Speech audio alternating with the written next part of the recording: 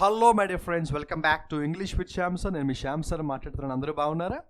So Shyam sirs vocabulary ప్రోగ్రాంలోకి వెళ్ళిపోదాం. Late చేయకుండా డైరెక్ట్గా న్యూస్ పేపర్లోకి వెళ్ళిపోదాం. మనం చూస్తున్నాము జూలై 3 హిందూ న్యూస్ పేపర్లో ఉన్నాము. ఎడిటోరియల్ ఆర్టికల్లో సెకండ్ ఆర్టికల్ వచ్చింది. ఈ సెకండ్ ఆర్టికల్లో సుమారుగా ఒక 10 నుంచి 15 ఇంపార్టెంట్ వొకాబులరీ అయితే కనిపించాయి. జాగ్రత్తగా స్టడీ చేద్దాం. రన్నింగ్ నోట్స్ రాసుకుంటూ మాత్రమే ఈ వీడియో చూడండి, ఓకేనా? లేట్ చేయకుండా వెళ్ళిపోదాం. అండ్ ఒక ముఖ్యమైన విషయం, state bank of India probationary officer notification పడిందని మీ అందరికీ తెలుసు. అదేవిధంగా IBPS PO నోటిఫికేషన్ పడిందని కూడా మీ అందరికీ తెలుసు. So SBI PO, IBPS PO prelims ఎవరైనా క్వాలిఫై అవ్వచ్చు, కానీ మెయిన్స్ క్వాలిఫై అవ్వాలంటే కరెక్ట్ ప్రిపరేషన్ ఉండాలి. So SBI PO, IBPS PO exam రాసే వాళ్ళు ఎవరైనా ఈ వీడియో చూస్తున్న వాళ్ళు ఉంటే, మీరు PO ఎగ్జామ్లో మెయిన్స్లో కూడా మంచి స్కోర్ రావాలి, ఇంగ్లీష్ ముఖ్యంగా కరెక్ట్గా హ్యాండిల్ చేయగలగాలంటే దానికి ఒక ప్రిపరేషన్ స్ట్రాటజీ అయితే ఉండాలి. సో నేను మన English with Shyam sir YouTube ఛానల్లో IBPS PO, SBI PO ఎగ్జామ్స్కి కావాల్సిన ఇంగ్లీష్ ప్రిపరేషన్ స్ట్రాటజీ మీద ఒక సపరేట్ వీడియో ఆల్రెడీ చేశాను, యూట్యూబ్లో అప్లోడ్ కూడా అయింది. మీరు వీలుంటే, ఒకవేళ మీరు SBI PO, IBPS PO exam రాసే ఆస్పిరెంట్స్ అయితే మీరు ఆ వీడియో చూడండి. ఆ వీడియోలో మీకు ప్రిపరేషన్ స్ట్రాటజీ మీద నేను మీకు కంప్లీట్ డీటెయిల్స్ చెప్పాను. అంతేకాకుండా ఒక హ్యాపీ న్యూస్ కూడా చెప్పాను. మన ఇంగ్లీష్ విత్ శ్యామ్ సార్ యాప్లో PO ఎగ్జామ్ రాసే వాళ్ళకి, ముఖ్యంగా మెయిన్స్ టార్గెట్ పెట్టుకునే వాళ్ళకి ఒక బ్యూటిఫుల్ కోర్స్ కూడా నేను స్టార్ట్ చేయడం జరిగింది. అదేంటంటే మెయిన్స్ మాస్టర్ స్ట్రోక్. ఈ ప్రోగ్రామ్కు సంబంధించి మనకి ప్రతిరోజు లైవ్ క్లాసెస్ కూడా ఉంటాయి, ఓకేనా? సో ఆ వీడియో చూడండి, మీకు డీటెయిల్స్ అన్నీ కూడా ఆ వీడియోలో నేను చెప్తాను. అండ్ ఆ PO ఎగ్జామ్కు సంబంధించి ఫర్దర్గా కూడా మరికొన్ని వీడియోస్ నేను మీతో షేర్ చేస్తాను, ఓకేనా? ఇక లేట్ చేయకుండా మనం స్టార్ట్ చేద్దాం. జూలై 3 హిందూ న్యూస్ పేపర్లో ఎడిటోరియల్ కాలంలో సెకండ్ ఆర్టికల్లో ఉన్నాము. జాగ్రత్తగా చూస్తే ఇన్సినిరేషన్ అనే ఒక బ్యూటిఫుల్ వర్డ్ అయితే వచ్చింది. జాగ్రత్తగా చూడండి. ఇన్సినిరేషన్, ఏదైనా ఒక వస్తువుని మనం తగలబెట్టేయడం, నిప్పు పెట్టి కాల్ చేసి దాన్ని నాశనం చేసేయడం అనమాట. సో ఇన్సినిరేషన్ అంటే డిస్ట్రాయ్ సంథింగ్ అండ్ బర్న్. దేనైనా నిప్పు పెట్టి తగలబెట్టడాన్ని ఏమంటాం? ఇన్సినిరేషన్ అంటాం. అంటే డిస్ట్రాయ్ సంథింగ్ బై బర్నింగ్. తర్వాత డిఫంక్ట్ అనే బ్యూటిఫుల్ వర్డ్ అయితే వచ్చింది. DEFUNCT, defunct. డిఫంక్ట్ అంటే ప్రస్తుతం వాడుకలో లేని, డిఫెక్ట్ బిల్డింగ్. ఏదైనా ఒక ఖాళీ బిల్డింగ్ ఉంది, ఎవరు ఆ బిల్డింగ్ని వాడటం లేదు, అలాంటి బిల్డింగ్ని ఏమంటాం మనం? డిఫంక్ట్ బిల్డింగ్ అంటాం. సో డిఫంక్ట్ అంటే రాసుకోండి, something which is not in use, వాడుకలో లేని. ఇక తర్వాత సార్డిడ్ అనే బ్యూటిఫుల్ వర్డ్ అయితే వచ్చిందిరా, చాలా ఇంపార్టెంట్ వర్డ్ అది. సార్డిడ్, SORDID, సార్డిడ్. సింపుల్గా చెప్పాలంటే సార్డిడ్ అంటే bad, week, cheap, poor, foul, ఎలా రాసినా పర్లేదు, అదొక నెగిటివ్ వర్డ్ అది. సార్డిడ్ హిస్టరీ అంటే పరమ చెత్త చరిత్ర అని, ఓకేనా? సార్డిడ్ అంటే బ్యాడ్ అని రాసుకోండి.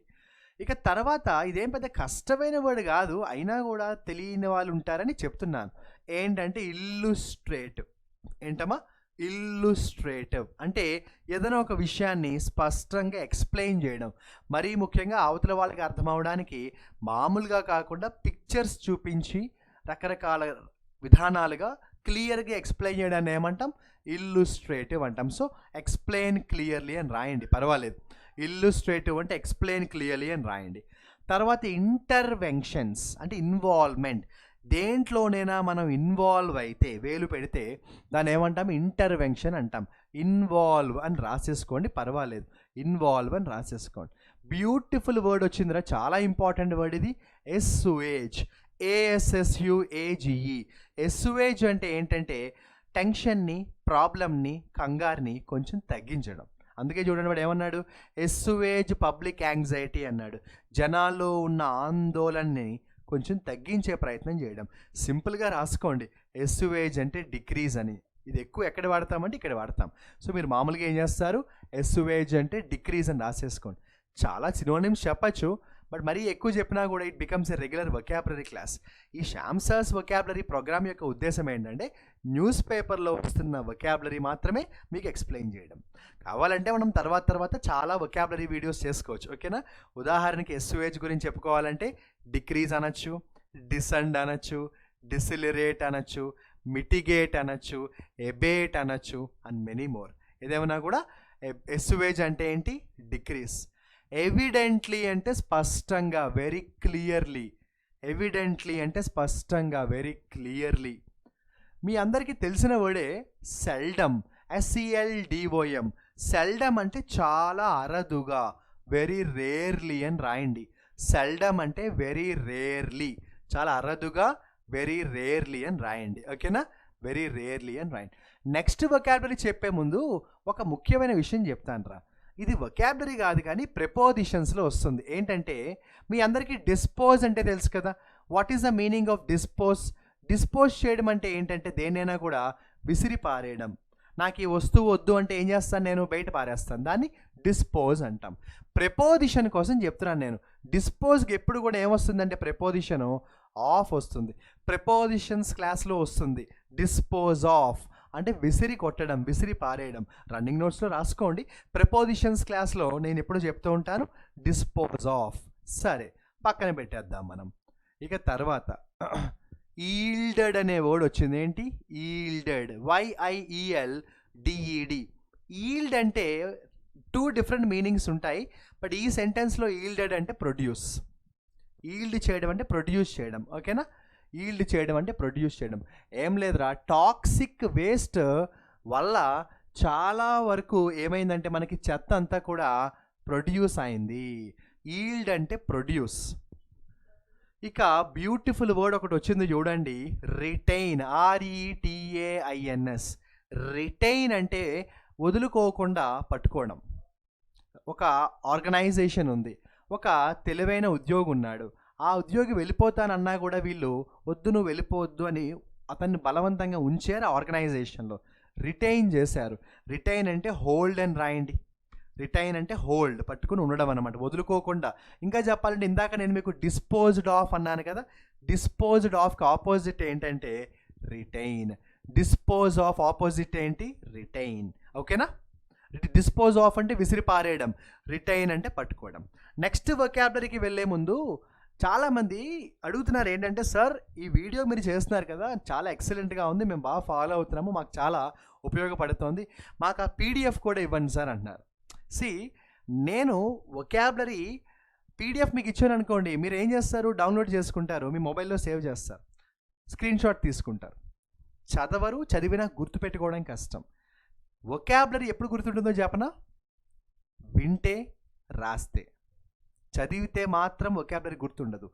వినాలి, రాయాలి. నేను అందుకే ఏమంటున్నాను మీకు, ఈ వీడియో చూస్తున్నంత సేపు రాయండి రన్నింగ్ నోట్స్, వొకాబులరీ వినండి. నేను 5-6 సార్లు వొకాబులరీ రిపీట్ చేస్తున్నాను. 5-6 సార్లు వినండి, 5-6 సార్లు చూడకుండా రాయండి. స్పెల్లింగ్స్ కూడా అలవాటు అవ్వాలి. చాలా కాంపిటేటివ్ ఎగ్జామ్స్లో స్పెల్లింగ్స్ మీద క్వశ్చన్స్ వస్తే చేయలేకపోతున్నారు చాలామంది, ఎందుకంటే వాళ్ళకి అసలు ఆ వర్డ్ తెలియదు కదా. కాబట్టి స్పెల్లింగ్స్ కూడా ప్రాక్టీస్ అవుతుంది, పనిలో పని. ఓకే. ఇంపిటస్, IMPETUS. ఇంపిటస్ అంటే మోటివేషన్ అని రాయండి. నేను ఈ శ్యామ్ సార్స్ వొకాబులరీ ప్రోగ్రామ్ చేయడానికైనా, లేదా ఇంగ్లీష్ విత్ శ్యామ్ సార్ అనే మన యూట్యూబ్ ఛానల్ కానీ యాప్ కానీ కొంచెం గ్యాప్ తర్వాత మళ్ళీ రీస్టార్ట్ చేశాను. అది కూడా ఈ డిజిటల్ స్క్రీన్తో కానీ టెక్నాలజీ అంతా కూడా. అలా చేయడానికి నాకు ఇంపిటస్ ఎవరు? మీరే, మీరు ఇచ్చిన లవ్ అండ్ సపోర్ట్. సో ఇంపిటస్ అంటే ఏంటంటే మోటివేషన్ అనమాట. I'll give you one example. My biggest impetus to teach is my students. ఓకేనా? సో ఇంపిటస్ అంటే ఏంటంటే మోటివేషన్, మెయిన్ రీజన్ అనమాట, మెయిన్ మోటివేషన్. నిన్న కూడా ఒక స్టూడెంట్ నాకు మెసేజ్ చేశారు, భలే బెటర్ ఆ మెసేజ్. ఏంటంటే, సార్ నేను డైలీ పడుకునే ముందు మీ శ్యామ్ సార్స్ వొకాబులరీ వీడియో చూసి పడుకుంటాను సార్, నాకు అలా వింటూ ఉంటే వొకాబులరీ బాగా గుర్తుంటుంది, నాకు అది అలవాటు అయిపోయింది సార్ అని పెట్టారు. I got addicted to listening to your vocabulary video and then I go to bed. అంటే వినడం అనేది అంత ఇంపార్టెంట్, వొకాబులరీ వింటేనే గుర్తుంటుంది. అలా నాకున్న మోటివేషన్ అదే కదా. సో ఇంపిటస్ అంటే ఏంటి? మోటివేషన్ అనమాట. ఓకేనా? ఇంపిటస్ అంటే మోటివేషన్. ఇక తర్వాత క్యూరేటివ్ అన్నారు. ఏదైనా ఒక డిసీజ్ వచ్చిందనుకోండి, మెడిసిన్ వేసుకుంటాం కదా, దేనికి? ఆ డిసీజ్ క్యూర్ అవ్వడానికి, నయం అవ్వడానికి. క్యూరేటివ్ అంటే కొంచెం అలాంటిదే. సో క్యూరేటివ్ అంటే ఏం రాసుకుంటారంటే, క్యూరేటివ్ రూట్ అన్నారు. అంటే ఎలా చెప్పచ్చు అంటే ప్రాబ్లమ్ సాల్వ్ అవ్వే దారి అని రాసుకోండి. సో క్యూరేటివ్ అంటే ప్రాబ్లమ్ సాల్వింగ్ అని రాయండి. ఏముంది అందులో? క్యూరేటివ్ అంటే ఏం రాస్తారు?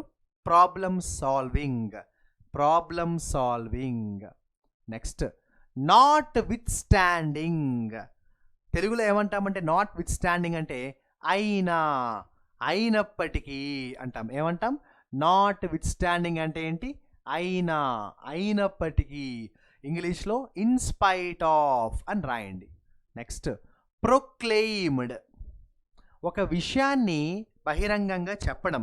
సో ప్రొక్లెయిమ్ అంటే అఫీషియల్లీ అనౌన్స్ సంథింగ్. ప్రొక్లెయిమ్ అంటే ఏంటి? Officially announce something. ప్యాచీ అంటే తెలుసు కదమ్మా, పాడైపోయిన, డ్యామేజ్డ్. ప్యాచీ అంటే డ్యామేజ్డ్, పాడైపోయిన. ఎలిజ్ చేయడం అంటే ఒక విషయాన్ని బలంగా చెప్పడం. సో సే సంథింగ్ స్ట్రాంగ్లీ అని రాయండి. బ్లేమ్ అని కూడా రాయొచ్చు. ఈ సెంటెన్స్ ప్రకారం ఎలిజింగ్ అంటే నిందించడం, బ్లేమ్ అని రాయండి. బాధితులు నిందించారు ప్రభుత్వాన్ని, ఓకేనా? సో ఎలిజింగ్ అంటే ఏంటంటే బ్లేమ్ అని రాయండి. ఒక బ్యూటిఫుల్ వర్డ్ వచ్చింది, స్పొరాడికల్లీ. అఫ్కోర్స్ స్పొరాడికల్లీ అనేది యాడ్వర్బ్, స్పొరాడిక్ అనేది నౌను, యాడ్జెక్టివ్. సో స్పొరాడిక్ అంటే ఎలా చెప్పచ్చు అంటే, స్పొరాడిక్ అంటే అప్పుడప్పుడు అని రాయండి. స్పొరాడికల్లీ అంటే అప్పుడప్పుడు అంటే ఏం రాస్తారు? రేర్లీ అని రాయండి. ఇందాక సెల్డమ్ వచ్చింది కదా, దానికి సినోనిమ్ అబ్బా. సెల్డమ్ అంటే అప్పుడప్పుడు, రేర్లీ. స్పొరాడికల్లీ అంటే అప్పుడప్పుడు, రేర్లీ. ఒకేషనల్లీ అని కూడా రాయండి. ఓకేనా? అక్కడితో అరౌండ్ 11 minutes అయిందా? ఓకే, నేను మ్యాక్సిమం 10 minutes లోపలే వీడియో కంప్లీట్ చేద్దాం అనుకుంటున్నాను, బట్ దాటిపోతుంది. That's fine. అండ్ అక్కడితో సెషన్ ఎండ్ చేద్దాము. మరి నేను నా టాస్క్ కంప్లీట్ చేశాను, మరి మీ టాస్క్ మీరు కంప్లీట్ చేయాలి కదా. ఏం చేయాలి?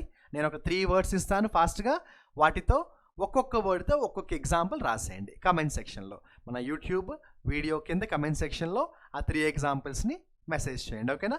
ఫస్ట్ వన్ ఇదే, స్పొరాడికల్లీతో ఒక బ్యూటిఫుల్ ఎగ్జాంపుల్ రాసేయండి, కమెంట్ సెక్షన్లో మెసేజ్ చేయండి. సార్ కమెంట్స్ మేము డైలీ పెడుతున్నాం సార్, మరి మీరు మాకు సర్ప్రైజ్ గిఫ్ట్ ఇస్తా అన్నారు కదా అంటే, సరే ఈ వచ్చే సండే నేను మీకు గిఫ్ట్ అనౌన్స్ చేస్తాను, ఓకేనా? రైట్.